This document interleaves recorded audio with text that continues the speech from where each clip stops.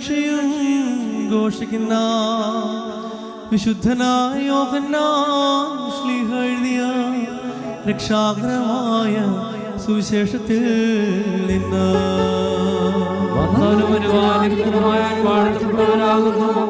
നമ്മുടെ രക്ഷിതാവിന്റെ സ്തുതികളും നാമെല്ലാവരുടെ മേൽ തന്റെ അനുഗ്രഹങ്ങളും എന്നേക്കും ഉണ്ടായിരിക്കട്ടെ.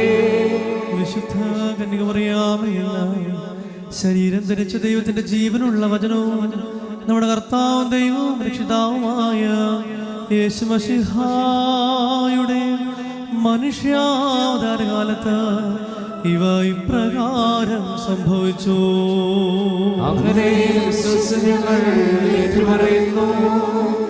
യേശു തമ്പുരാൻ അവരോട് ഇപ്രകാരം പറഞ്ഞു, ഞാൻ സത്യമായും സത്യമായും നിങ്ങളോട് പറയുന്നു, പിതാവ് ചെയ്യുന്നതായി കാണുന്നു